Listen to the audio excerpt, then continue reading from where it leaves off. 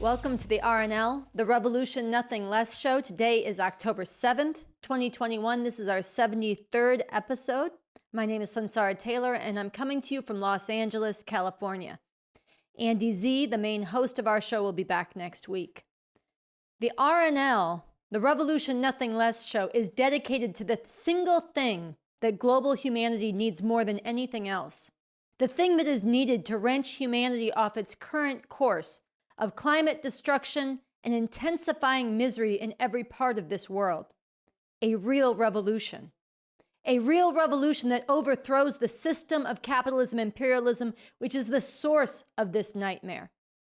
A real revolution that replaces this system with a new system and a revolutionary society on the road to real emancipation.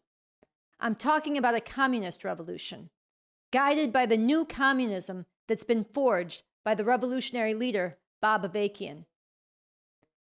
Now, in a country as powerful as this one, a real revolution is not possible most of the time. But as we've been getting into on this show and on our website, Revcom.us, we are living in one of those rare times when revolution could be possible. The system we live under is in deep crisis. Those who rule over us are locked in a bitter fight amongst each other, and the society as we have known it for generations is being ripped apart and will not return to normal. As it is put in a declaration, a call to get organized now for a real revolution, which goes into this whole situation much more deeply. The crisis and deep divisions in society now can only be resolved through radical means of one kind or another, either radically reactionary, murderously oppressive and destructive means, or radically emancipating, revolutionary means. While there are tremendous dangers bound up with this, it is an extraordinary thing to be living in a time when a revolution could actually be ripened and made. It is a tremendous thing to live in a time when we could actually lift the weight of capitalism-imperialism off the backs of humanity. This is something to seize on, to dig into understanding much more deeply, and to come together with others to act on with great determination and daring. And this is the process we invite you into each week in this show, and we urge you to get more deeply into it by digging into these two documents that are available at revcom.us. A declaration, a call to get organized now for a real revolution issued by the Revcoms, and this piece from Bob Avakian. This is a rare time when revolution becomes possible. Why that is so, and how to seize on this rare opportunity. Now, to make a real revolution, you need science, and you need leadership based on that science.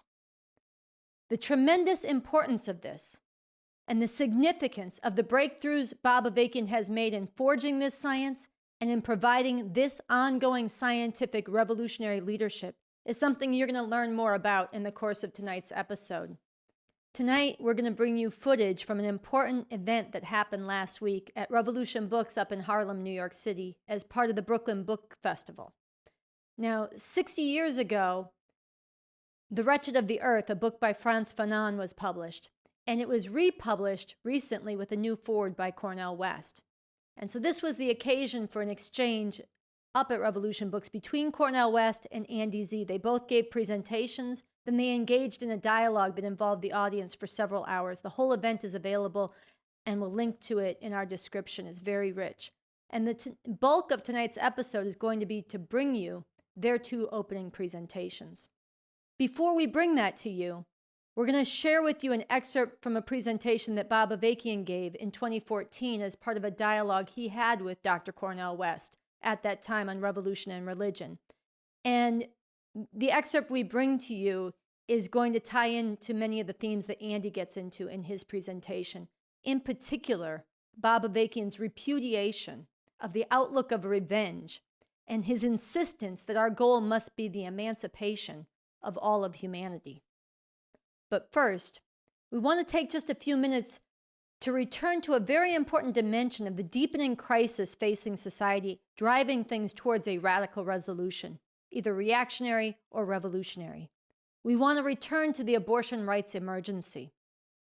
Now, right now, abortion is outlawed in Texas after about 6 weeks into pregnancy, far earlier than most women realize they're pregnant.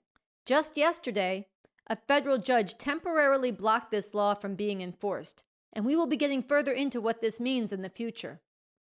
But this judge's decision is still only temporary, and the fact that it ever got this far is extremely ominous. And on December 1st of this year, the Supreme Court has agreed to hear another case out of Mississippi, another abortion ban, in a case that could completely gut or overturn altogether abortion rights protections nationwide. Now, let's be really honest. There has been nothing close to the level of struggle, of mass outpourings of fury, of people raising hell and refusing to let this go down that there needs to be throughout society. The streets have been far too quiet, and there is way too much fatalistic complicity and acceptance in advance of the unacceptable.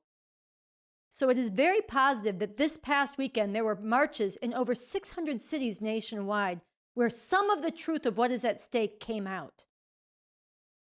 Who else here today is sick and tired of women being treated as less than fully human? Fucking enough already! This is about their need to punish women and control our lives because they know, like we do, that without reproductive freedom, women have no freedom at all. In Texas, if you're under 18, you have to get your parents' permission to get an abortion.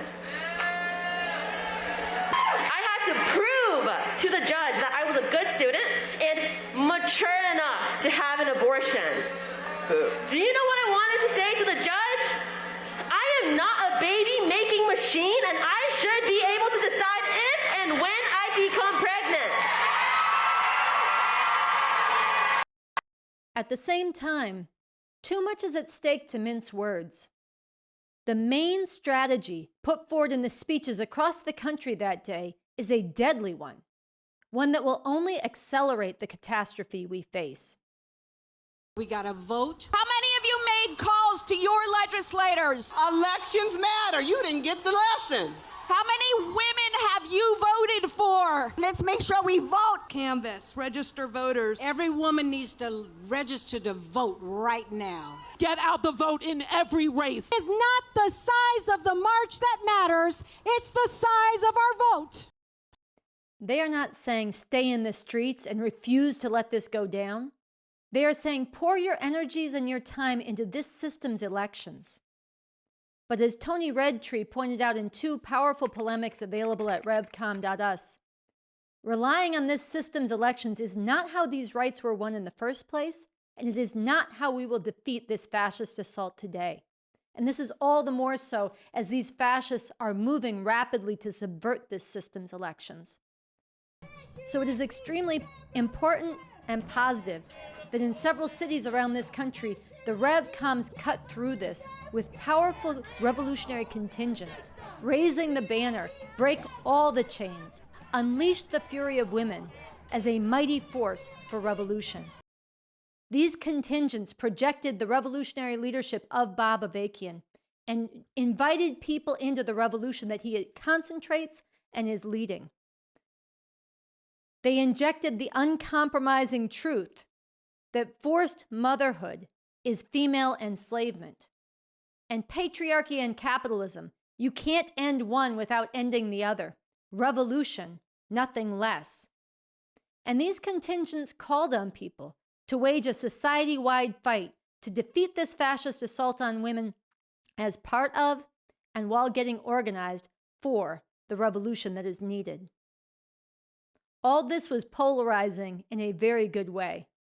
Some people who are wed to the monstrous politics of the possible didn't like this and how it challenged them to get out of their comfort zones. But others were attracted by this, sensing that something much more radical is needed.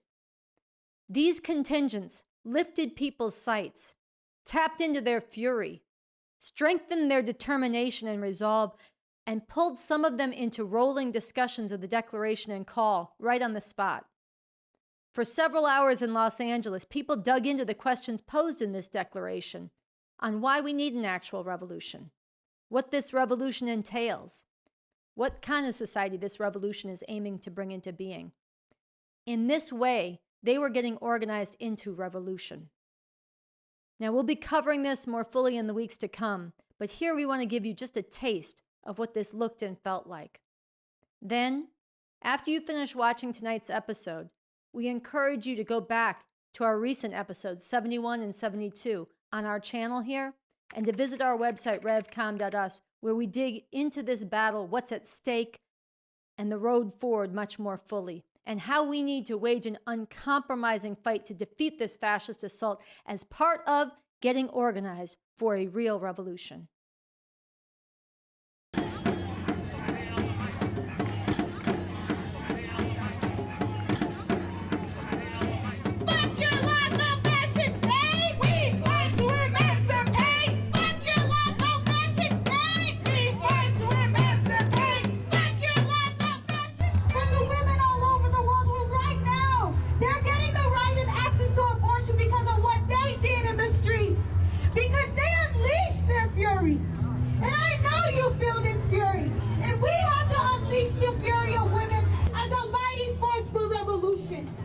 Okay?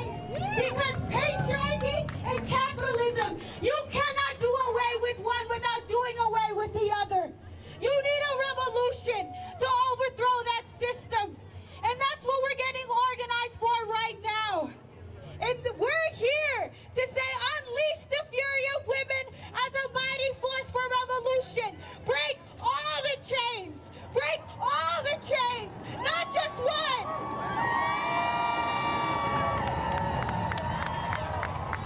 And I want to say, too, we are the Revcoms and we are followers of Bob Avakian. Yes, he's a man. Yes, he's white. But we don't give a fuck.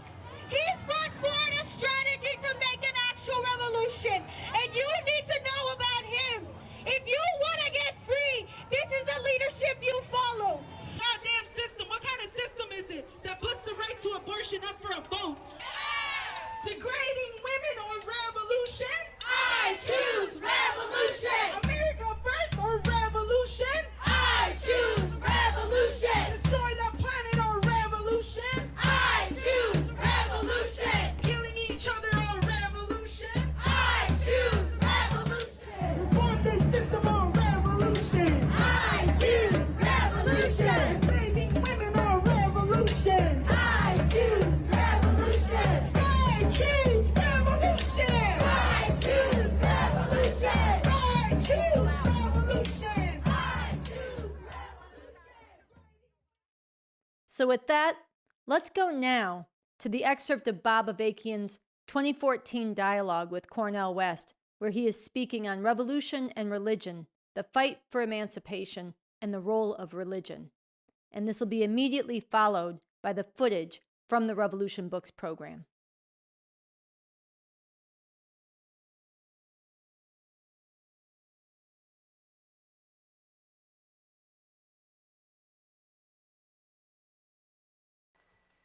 Now, many people, I've had many conversations with people where they say, I need religion just to keep from going off. And I was thinking of a discussion that was held recently with a black youth in Chicago that our party is working closely with. And they got into this question of religion, and he said, look, a lot of your arguments are good, but if I didn't have my religion, if I didn't have my belief in God, I would just go try and kill all the white people. Well, if you're looking to me to defend the way too many white people think and act too much at a time, you are looking in the wrong place.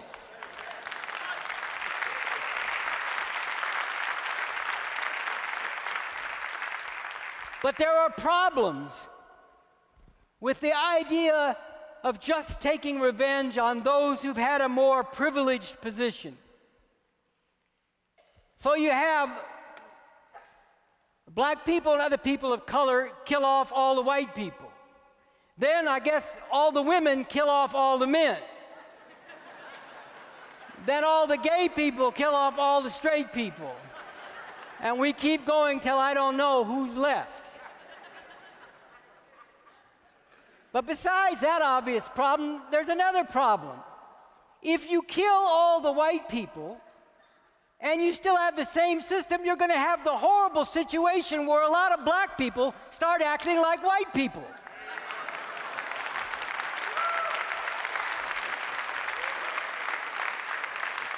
Why?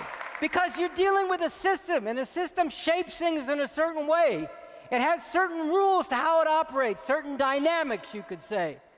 And people will be fitted into places and act accordingly as long as you have that system. And the bigger problem, the deeper problem with this whole idea is that we want to get to a world where there are no people who are up and other people who are down, where there are no people who are ruled and other people who are ruled over. Revenge might taste sweet for a minute, but it will not lead to a world in which we just keep going through the same cycle, that these ones are up and those are down and those are down want to get on with those who are up so then they can put them down, and we keep the whole cycle going. We want to get beyond all that. That's what we have to be about.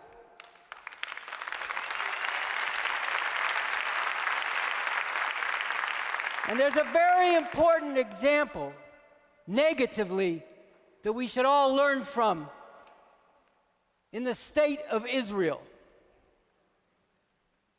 The experience of Jewish people throughout centuries in Europe and other places of being bitterly discriminated against and viciously persecuted for centuries.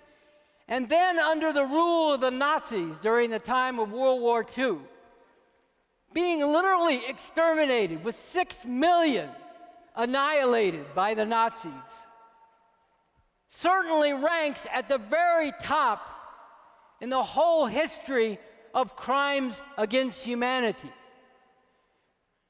But in response to this, among Jewish people, including those who survived that Holocaust, there have been two different and opposite responses.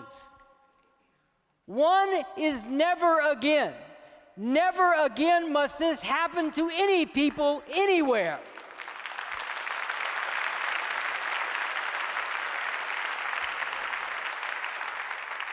But the other is because of what has been done to our people, anything we do from now on is justified. And so you find them founding the state of Israel on the basis of bloodthirsty ethnic cleansing of the Palestinian people who live there, which is now reaching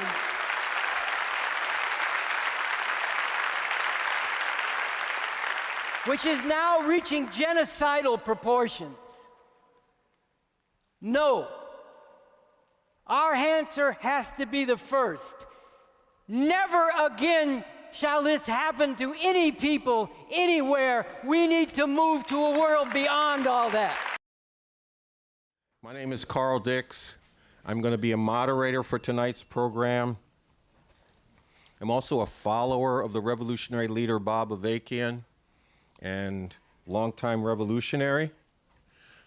I want to welcome everybody to tonight's program, to this conversation marking the 60th anniversary of the publication of Wretched of the Earth and the instance of the republication of Wretched, because a new edition is coming out with a new introductory essay by one of our speakers tonight, Cornel West. And give it up for the brother. And when I say I'm welcoming everybody, that's the audience here inside Revolution Books. That's the other part of the audience, live audience, that is outside Revolution Books right now. And it's everybody on the live stream. That's who we've got here today. Now, Wretched of the Earth was a powerful call to revolt when it was published back in 1961.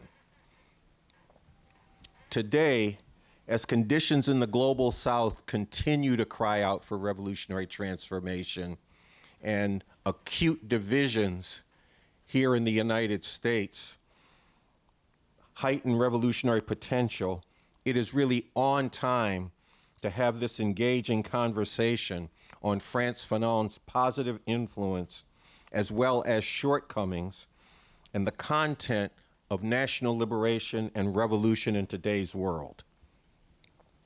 It is also fitting that this conversation happen at Revolution Books, because Revolution Books is all about a real revolution that aims for nothing less than the emancipation of all of humanity. It is a bookstore with books, forum, critical engagement about the world, and for a new world. It's the intellectual, political, and cultural center for a movement for an actual revolution. At its heart is the work of Bob Avakian, a current revolutionary leader, who is the architect of a new framework for human emancipation, the new communism. I should note that this program is a bookend event of the Brooklyn Books Festival. Now I have the honor of introducing our speakers for tonight. First to speak, as I said before, will be Dr. Cornel West. He's one of the country's most provocative public intellectuals, and he's been a champion for racial justice since at least his teenage years. He might have done some stuff before that, but I only know of stuff back to his teenage years. In his work, he weaves together the traditions of the Black Baptist Church, progressive politics, and jazz. Dr. West currently teaches at Union Theological Center. And Cornel is no stranger to Revolution Books, because this bookstore co-sponsored a dialogue that he did with the revolutionary leader Bob Avakian at Riverside Church on the subject of revolution and religion, the fight for emancipation, and the role of religion. Following Dr. West, Andy Zee will speak. Andy Zee is a longtime revolutionary communist leader. He is the host of the weekly YouTube show, Revolution Nothing Less, and the spokesperson for Revolution Books. He's a follower of Bob Avakian and an ardent advocate for his new framework of human emancipation, the new communism. So with that, I give you Cornel West.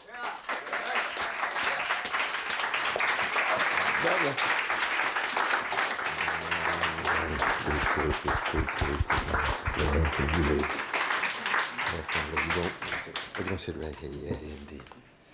Well, let me say it is for me a blessing, honor, and a privilege to come back to Harlem and come back to Revolution Books. It is a homecoming of a grand order. I want to begin by saluting Brother Carl Dix. All right. Oh, yes. I have a very, very deep love for Brother Carl. I have a very profound respect for him, not just because I learned so much, and not just because we spend so much time marching and going to jail. And I just went on 124th Street in Frederick Douglass when we were in jail and singing songs.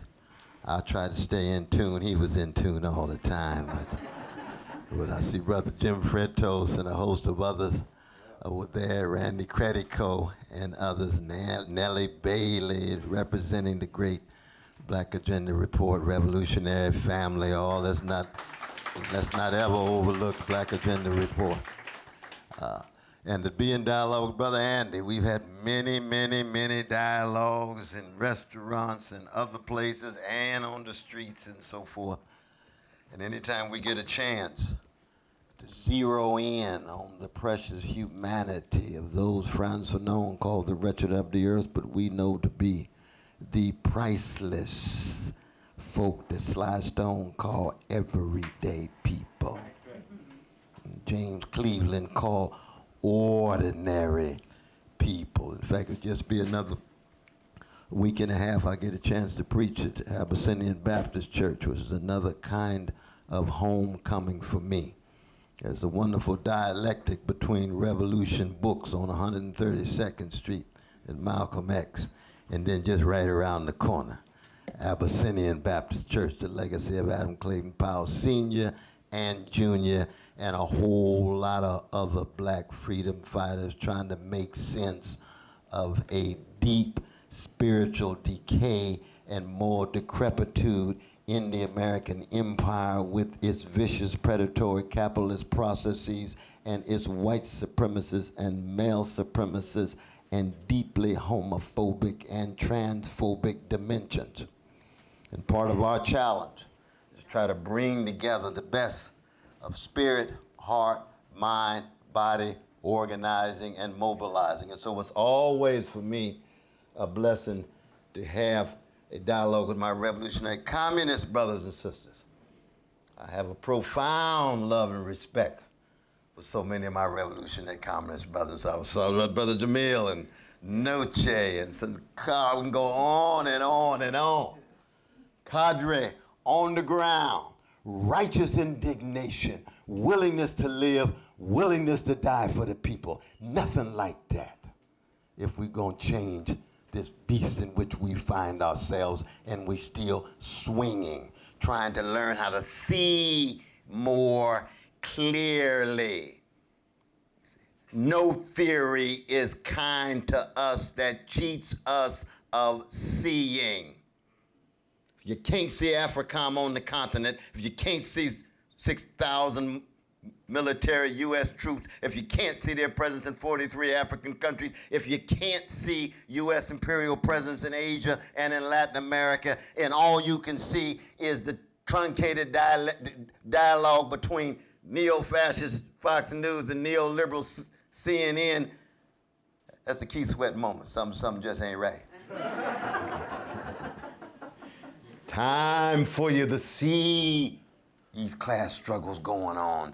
Time for you to see the profit-driven character of a ruling class that is enacting its own internal conflict, with neo-fascists becoming stronger and stronger day by day, and the neoliberals milquetoast but providing some kind of alternative, and the people suffering and hungry for an alternative vision, to see more clearly, and then to feel more deeply. What is the scope of your compassion? Whatever disagreements I have with my revolutionary communist brothers and sisters, my love for them is deeper. And it's deeper because their love for ordinary people and working people and poor people. I look at the world through the lens of a cross of a Palestinian Jew who died on that cross that said, I am in solidarity with oppressed people. I'm put to death by the Roman Empire. Here we are in the American Empire. What lens do we look at the world through? Do we keep track of our precious folk wrestling with mass incarceration, keep track of decrepit schools, keep track of unavailable child care, keep track of underemployment, keep track of unemployment, keep track of the ways in which the powers that be at the top pit us against each other, so we find ourselves reifying our skin pigmentation as if skin pigmentation somehow is a automatic transition to ethical cultivation, spiritual formation, courageous action. Or is it not the case, as Franz Fanon put it so well, everywhere I see the national bourgeoisie in every corner of the world, the dominant tendency is to betray working and poor people. And if we accept that truth, not to demonize them, but to recognize they become so well adjusted to injustice. They become so well adapted to indifference. They become so well accommodated to the empire that the major project is to simply make predatory capitalism more diverse, more inclusive. Same class structure, Same imperial processes, same ruling class, just make it more black and brown and Asian and women and sexual orientation being open. We do acknowledge how important it is to keep struggles against homophobia and patriarchy, absolutely. White supremacy, indeed. White supremacy has always been the public face of the American imperial project. Can't even begin to talk about American capitalism without talking about white supremacy, not first in relation to black people, in relation to indigenous people. Never believed the neoliberal gibberish talking about slavery is America's original sin. No, it was the treatment of our precious indigenous brothers and sisters that was the first one, because it was an imperial project to take their land, to dispossess their people, and then to impose its settler colonial project and bring then Africans, the precious, dignified Africans, my own descendants. That was the second one. And it wasn't just white supremacy doing it all on its own. Got so many of these black intellectuals running around these days in professional managerial spaces in the universities, reifying race, talking about you can talk about white supremacy independent of predatory capitalist processes, independent of imperial expansionism, independent of these other economic and material processes going on. Yes, we're anti-racist, but if you're just anti-racist just to gain access to some slot in the imperial project, if you're just anti-racist and all you want is just some middle class status and bourgeois orientation within the capitalist project, then you still got a Keith Sweat moment. Something just ain't right. Just ain't right. And Keith Sweat's a Harlem brother, isn't he? Oh yes, I love me some Keith Sweat. He's not as deep as Joe Levert, but he's trying. He was trying. They sang together. But I accent the musicians and the artists, because oftentimes they're the ones who allow us to shatter the racial barriers and the gender barriers and enable the kind of solidarity so deeply required in order for the fundamental transformation of this imperial project called the USA, with democratic dimensions, absolutely, but so weak. Weak as pre-sweetened Kool-Aid. Franz Fanon, and I was blessed to write the introduction. Where's Brother Peter? Just wave it. Yes, give it up for Brother Peter here. He worked so very hard putting this thing together. And where's the book? Do we have a copy of the book? I think my beloved wife has a copy of the book. I hate to. This is what it looks like. It's a good-looking book. And it's a good-looking book because Franz Fanon loved black people, oppressed people, working people, poor people. He gave everything inside of him. He died at 36 years old in Washington, D.C. The CIA was in the hospital room. The last text he wrote. Now, 60 years later, we come to discuss where we are now in the spirit of Franz Fanon. I'm a jazz man. I don't believe in imitating anybody, emulating anybody. I got to find my own voice, but I can only find my voice by bouncing my voice against those who came before. He was a great voice. We learn from him, but we critically engage him. And what was he concerned about? He was concerned about the end of the age of European empires. It started in 1492 with Christopher Columbus showing up and thinking he discovered something. Folk already here. It was the banishment of our Jewish brothers and sisters in 1492 from Spain. Spain at that time was a major empire. The inability to come to terms with the humanity of Jewish brothers and sisters. And that age of European empires ended in 1945 with concentration camps of our Jewish brothers and sisters, along with socialists and communists and Roma and gays and lesbians and physically challenged. When millions dead. In Nobody wants to focus on the millions dead, especially when they're outside of Europe, or especially when they're poor and working people in Europe. And here we are now, the age of the American empire. The Soviet empire collapsing in 89 and 91. How do we situate ourselves in relation to the spirit of Franz Fanon, looking at the world through the lens of the struggles, the sufferings, and the doings of oppressed people? It's very fascinating. He begins by invoking Matthew 20:16. First shall be last and the last first. Decolonization is the putting in practice of that sentence. That's what he says at the very beginning of the text. Brother Andy and I have wonderful dialogue when we wrestle with this together. That's an old biblical formulation. It comes from Hebrew scripture. Meaning what? The world's going to be turned upside down. The wealthy and the powerful, obsessed with status, domination, subjugation, shall be radically called into question. And we can argue whether that metaphor is too weak or misleading. But what we cannot deny is that if you look at the world through the lens of Franz Fanon in 2021, it means you're going to put a whole lot of gravitas on the hatred and greed that is institutionalized in the ways in which capitalism reproduces itself, that results in what? The possibility that the planet will no longer exist. That's greed on steroids. Obsession with profit on steroids.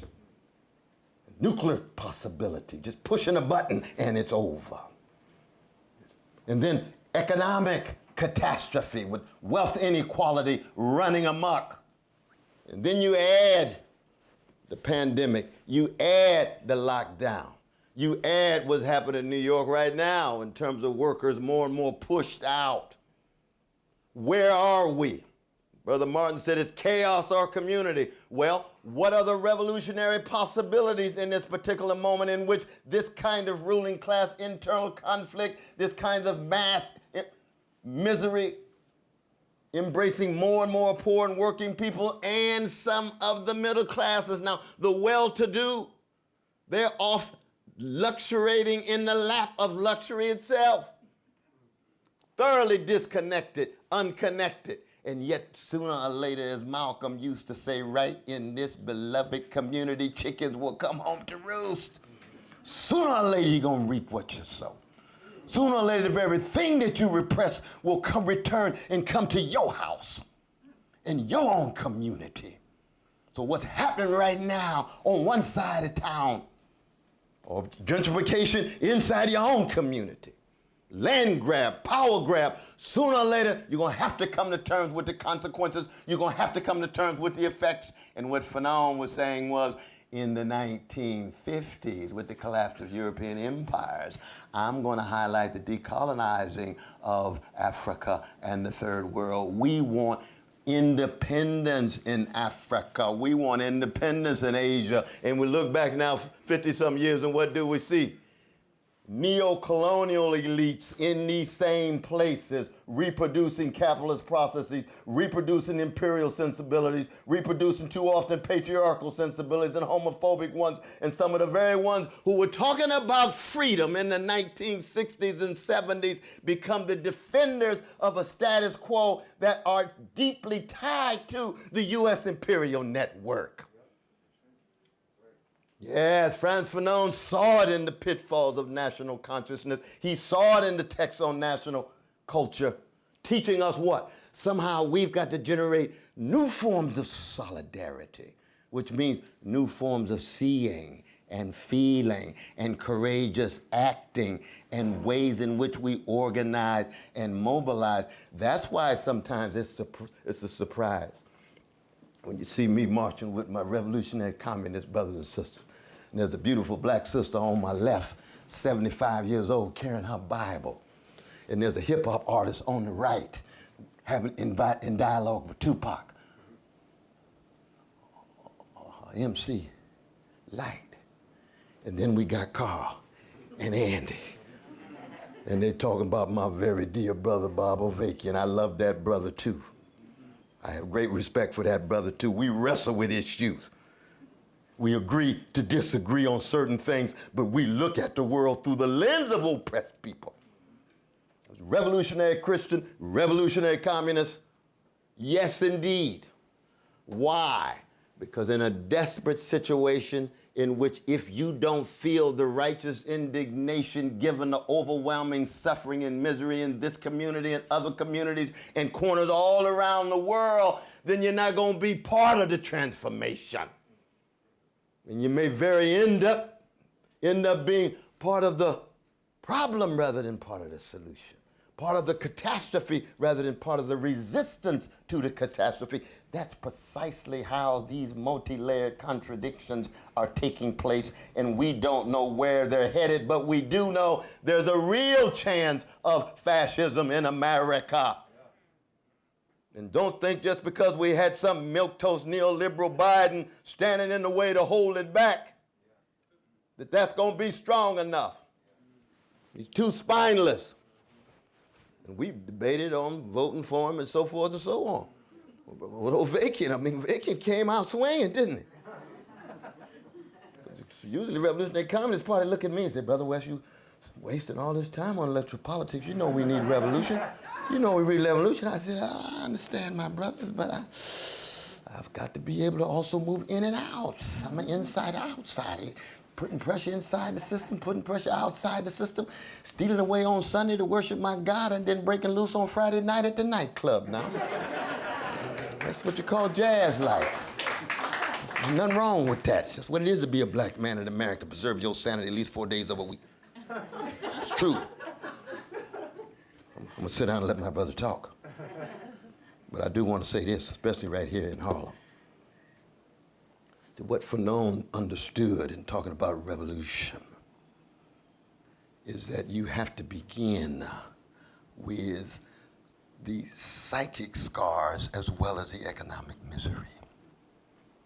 You got to deal with the spiritual violations of a people as well as the structures and institutions that's coming at them. So in a white supremacist civilization where black love is a crime, anybody who falls in love with black people will be criminalized. Black freedom is cast as a pipe dream. Black hope is a joke. And black joy is a mirage. And black history is a curse. You can hear Garvey saying, the world has made being black a crime. I intend to make it a virtue. All the critiques we can launch of our dear brother Marcus Garvey, he's got a truth there. And all of us in wrestling with our psychic scars and transforming it into making us love warriors and freedom fighters and wounded healers and joy spreaders and sorrow bearers with a revolutionary vision and analysis, with a coalition bringing a whole host of different people together and bringing power and pressure to bear on greedy elites at the top, apathetic folk in the middle, and our precious poor and working folk who themselves oftentimes have been so blinded by the oppression. You see, blinded by the sense of feeling as if they're hitting up against intractable walls, no way out. We say there is a way out. We say we will remain vigilant. We will remain swinging, as it were. And yes, Franz Fanon, like Duke Ellington, believed it don't mean a thing if it ain't got that swing.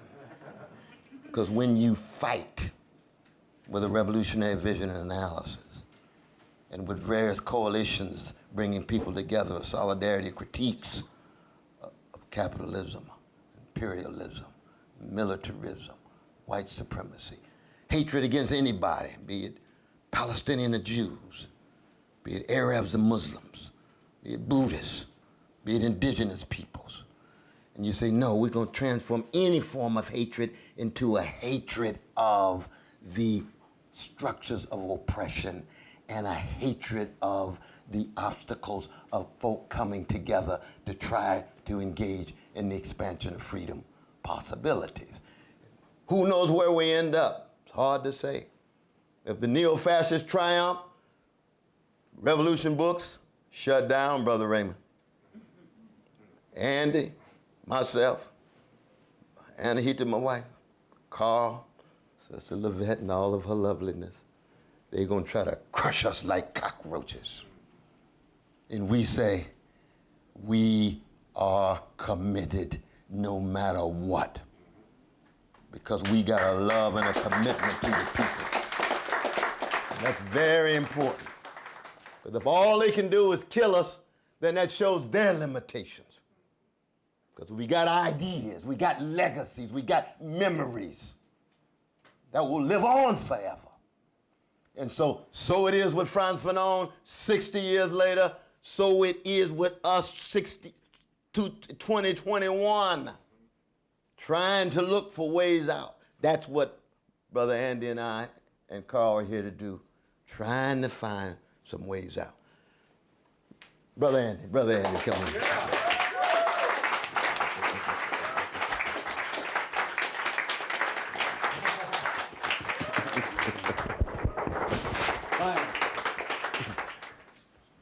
We had a lot of books that were falling down there, so I'm going to remove them. People know me as the spokesperson of Revolution Books, but I've been away in Los Angeles organizing for the revolution, and I am very glad to be back here, especially with Brother Cornel West and Carl Dix and all of you. But first, before I start, let's give it up for that fire from Cornel West.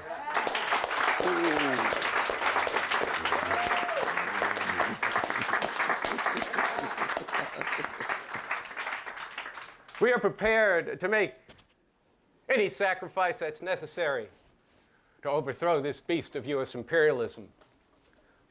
But what I'm going to be talking about today is there is a way to win. And that's what we got to do, because not just because we want to be winners, but because the masses of humanity are counting on us. So I want to thank you, Cornel. Mm-hmm. What we're doing this evening is both welcoming a new generation to this classic work of Frantz Fanon that 60 years ago passionately called for the people of Africa to rise up and to cast out and to cast off colonization by the European powers. And we would be remiss if at the same time we failed to learn from the positive aspects of Fanon, as well as to look critically at what Fanon wrote, both in its time, but especially now that the world is in such dire need to throw off the scourge of imperialism. The hour is late. The hour is very late for the future of humanity, so a critical look with an eye to what is to be done now will be my main focus in this presentation. I look forward to a lively and engaged principled dialogue that will have unity and struggle within it. That's what we need if we're going to get to understand the reality we face, what the problem is and what the solution is. I too want to thank Grove Press for publishing this book and for being here tonight and making this night possible. I want to thank the Brooklyn Book Festival, who once again, having Revolution Books as the site of their Bookends off-site festival each year. And I want to thank all of you here in Revolution Books.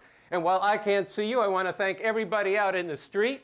We have, and I'm not just talking about passers-by, I'm talking about that we've got people sitting out in front of the store watching this program, and I want to thank everybody on the live stream. Right on.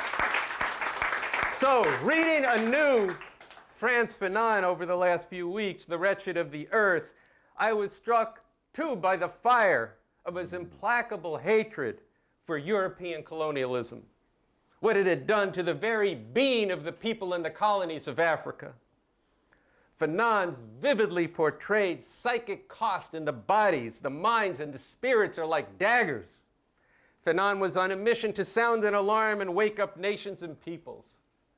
And what stands out most in The Wretched of the Earth is Fanon's understanding of how the degradation, the white supremacy, The terror inflicted by colonialism impacted the mentality of the oppressed. He writes, quote, "In the colonial countries, the policeman and the soldier, by their immediate presence and their frequent direct action, maintain contact with the native and advise him by means of rifle butts and napalm not to budge." It is obvious here that the agents of government speak the language of pure force, end quote. And as Cornel said, Fanon also excoriates the ruling class, the local national bourgeoisie, subordinated to and subservient to the colonizing imperialists. He trenchantly exposes and reveals how they will not and must not be relied on to lead the struggle for liberation. Fanon was an advocate and an active participant in the revolutionary struggle in Algeria to throw off French rule. For these reasons and more, Fanon had a positive impact on tens of thousands of militant youth who awoke to political life in the 1960s, drawing them towards revolution. He's an important part of that era, and as such, he should be studied today with both the positive contributions and his shortcomings, learned from in order for us to go forward. At the same time, in retrospect, and from the point of view of what has been learned over the decades since, and specifically through the work of Bob Avakian, that he's done to develop the new communism, it is possible and it is necessary to conclude that there are some significant shortcomings in Fanon's The Wretched of the Earth that can lead to real problems. I want to first draw attention to two matters of fundamental principle. One, Fanon argues that, quote, and Cornel read this, "The colonized man liberates himself in and through violence. The praxis enlightens the militant because it shows him the means and the ends." Now look, praxis means practice. For Fanon, it is through violence that the colonial mentality is shed. And it is through violence which determines what the goal is. Now, it's not nothing to the idea that actually waging struggle, including armed struggle against the oppressor, can, if it is part of an overall correct approach, contribute to casting off the superstitious awe that people have towards the oppressive force that has ruled over and degraded them. But violence against the oppressors, is not or should not be the purpose or the end in and of itself in waging revolutionary struggle. The purpose, the goal, needs to be something much higher and much more profound. Putting an end to the oppressive system, putting an end to all oppression and exploitation, emancipating all the oppressed and ultimately all of humanity. And violence, which historical experience and the application of a scientific method demonstrate is necessary to achieve this fundamental goal and purpose, must be waged in a way consistent with and as an expression of the goal and purpose, this goal and purpose, and not something in contradiction and conflict with it, or something else is going to happen. Number two, along with this, Fanon says, which Cornel cites in his introduction, as the very definition of decolonization, quote, "The last shall be first. Decolonization is verification of this." No. The goal for liberation should not be the last shall be first, but rather getting to the point where throughout the world there are no longer those who are first and those who are last. The goal needs to be getting to a communist world with the achievement of overcoming all classes and class distinctions, all the enslaving relations of exploitation from the capitalist imperialist mode of production, all of the social relations that correspond to those relations of production, and all of the ideas which reflect and reinforce those exploitive and oppressive relations throughout the whole world. First developed by Marx, these four alls are a hallmark and a fundamental principle of the new communism. But without this, Without this, we're all back to all the inequality and horrors of the system that billions of people suffer under today. If we are aiming for eliminating all forms of exploitation and oppression worldwide, we need to critically look at how Fanon approaches the relationship between nationalism and internationalism. Fanon essentially sees that nationalism is a precondition for internationalism, with internationalism reduced to an expression of support for another nation's struggle for independence. Now, in this connection, there's a breakthrough in the new communism developed by Bob Avakian, is the understanding that in an overall and fundamental sense, the international dimension is principal and decisive. Why? Because imperialism is an international system. What happens in the economic, political, and ideological life of any single country is more determined by the dynamics of what is going on in the world as a whole than by the internal dynamics within any one country. And waging the revolutionary struggle in a particular country has its own particular features and dynamics, but these are secondary to the material reality that these revolutions take place as part of a larger process on a world level. This is one more reason why our goal must be to emancipate all of humanity all over the world. So continuing our charge tonight to discuss the relevance of the wretched of the earth to revolution and liberation, I want to turn to the new introduction by Cornel West, which I'm sure most of you have not yet read since you just got the book tonight. Now, I am going to be accurate here. Maybe you'll dispute it, but I'll be accurate. Look, the new introduction puts forth some very pertinent points, including Fanon's influence on the revolutionary anti-colonial struggle in the 1950s and the 1960s, where Cornel writes that Fanon tells of, quote, an empire-driven analysis of a warlike white supremacy that permeates the very souls of colonial subjects as well as shapes every sphere of colonial society, end quote. Yet at the same time, I think that there are statements that are wrong and harmful, both in their historical context for what is urgently needed today and what is possible today. To begin, there are the first two sentences of the new introduction, quote, Franz Fanon is the greatest revolutionary intellectual of the mid-20th century. He is also the most relevant for the 21st century. Now, with that first sentence, we must respectfully but strongly disagree. The greatest revolutionary intellectual of the mid-20th century and up until his death in 1976 was Mao Zedong. Yes, Mao was a revolutionary intellectual and a theoretical as well as a practical revolutionary leader. It was Mao who, in the middle of the 20th century, in 1949, led the long process of the Chinese Revolution to victory, emancipating hundreds of millions of Chinese people from centuries of horrific, inhuman oppression and exploitation by imperialist and domestic exploiters and oppressors, and then led them in the continuation of this revolution while providing inspiration to billions of oppressed people all throughout the world, including black people right here in the US, whose struggle against oppression Mao strongly supported. In the course of doing this, Mao developed the theoretical, political, and strategic, as well as ideological lines that scientifically expose the features of colonial oppression, not only in China, but in the colonized, the neo-colonized countries generally.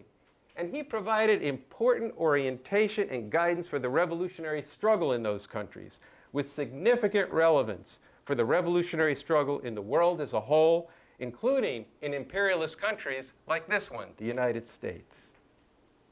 Mao also spoke of the problem of the colonial mentality that Cornel was talking about and that Fanon talks about. For example, there is this typically earthy comment that, quote, as soon as a foreigner farts here, there is always someone Chinese to say it smells good. Following the initial victory of the Chinese Revolution, and with the advance on the road of socialist construction and transformation for several decades, Mao continued advancing the scientific theory of revolution, including his most crucial contribution, the basis for the danger of the restoration of capitalism after the revolution. A painful but scientific understanding which was unfortunately borne out after Mao's death.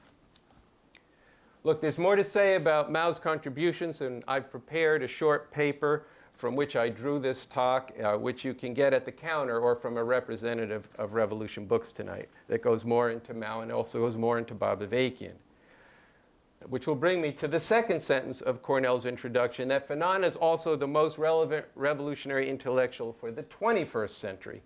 Here again, we must respectfully but strongly disagree. An article on our website, revcom.us, states simply and clearly, on a scientific basis, Bob Avakian, B.A., is the most important political thinker and leader in the world today. Bob Avakian is a revolutionary intellectual on the highest level who has brought forward a further synthesis of communism, a new synthesis popularly known as the New Communism. And in developing the New Communism, B.A., that's what we call him. Not everybody can pronounce Bob Avakian or remember it, but B.A. has, with a critical scientific approach drawn from the mainly positive experience, but also from the secondary, and in some cases serious errors of the communist movement, and the experience of the revolutionary struggle broadly, including an early reading of Fanon, and from a broad range of human endeavor. The result of this is that communism has been put on an even firmer scientific foundation, with an even more consistently scientific approach and method, and with an even more thoroughly internationalist orientation, including by critiquing and moving beyond certain secondary but significant tendencies in Mao that went against his overall internationalist orientation. Now, one of the most important expressions of the new communism is the determined struggle that B.A. has waged to root out of the communist movement the poisonous notion that the ends justify the means. That any means are justified if the goal is or proclaimed to be righteous. Let me say that again. He's rooted out of the communist movement the poisonous notion that the ends justify the means. That any means are justified if the goal is or proclaimed to be righteous. In opposition to this, B.A. has insisted that the means utilized in the revolutionary struggle must be in keeping with and an expression of its emancipatory goal.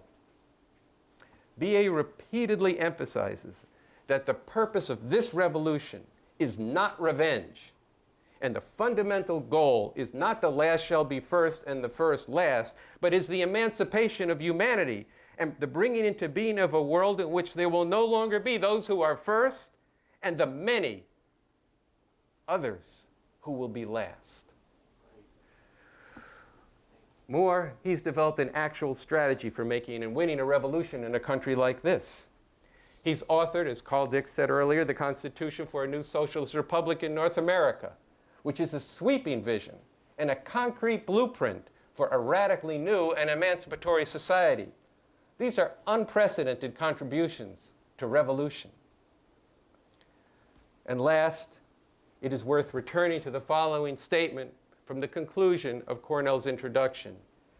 Franz Fanon is one of the few great revolutionary intellectuals who always connected the psychic and the political, the existential and the economic, the spiritual and the social, end quote. Here again, as a revolutionary intellectual, theoretician, and practical revolutionary leader, far more than anyone else today, and even beyond what is true of the previous great leaders of the communist revolution, the communist movement, Bob Avakian has connected the economic, the political, the social, as well as the cultural, and yes, the existential, in the right sense, the spiritual and the psychic, in a comprehensive synthesis that is grounded strongly in a thoroughly materialist and dialectical scientific method and approach. So we can get into some of this in the conversation. Absolutely. So again, we must respectfully but strongly insist that, particularly in terms of the urgent needs in this time, while there are things to learn from the best of what is represented and has been contributed by Fanon, as well as from what is negative, beyond that, the most advanced, scientifically based synthesis of revolutionary thinking overall, the most important body of work of an intellectual, theoretical, and practical revolutionary is what has been developed, and even now is being further developed by Bob Avakian. There is a short piece, as I said before, that we've prepared on which I base this talk that goes into these critiques in more depth, and that's available at the counter on your way out or from staff members. But here's the situation. Far too few people have even heard of Bob Avakian, and still fewer have seriously engaged the crucial work that he has done and is continuing to do. Just a little aside here, we were just talking beforehand, and I think in the last year, Bob Avakian has written 80 articles that are really incredible. They're on the website, revcom.us. They're very deep, they're very provocative, they're outrageous, and they're scientific. This is a serious problem that too few people have even heard of Bob Avakian. That all of us have an important responsibility to change, so that the profound and even existential situation that is confronting the masses of people in the world and humanity as a whole can be transformed in a positive way. And this is essential if we want to get out from under the horrors of this system and really get free. So with that, I think that's a provocation and some meat for a discussion that we're going to have. Absolutely.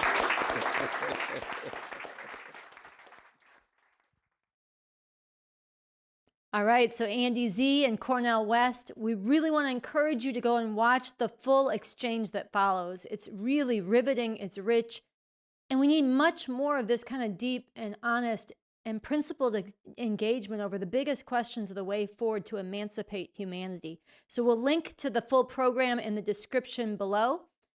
And another thing we need much more of is volunteers working on the RNL Revolution Nothing Less show with us. So we want to give a special shout out to the volunteer camera person who joined our team last weekend out at the marches for abortion rights, and invite you to write to us and volunteer on this show as well. Write to us at therevcoms@gmail.com. And the final thing we want to encourage much more of, look at this. And look at this. Now, that first picture was a picture I took coming back from the march. People had put up posters for this show around the streets of Los Angeles. And the second is from one of our viewers who spends a lot of time on the streets and carries a cart with them and has decorated their cart so everywhere they go and everybody they interact with, they are promoting this show. And we really want to encourage you to not only subscribe to our channel, but let us know what you are doing to spread this show and to spread the revolution and connect more people to this. Leave a comment below, and we will see you next week.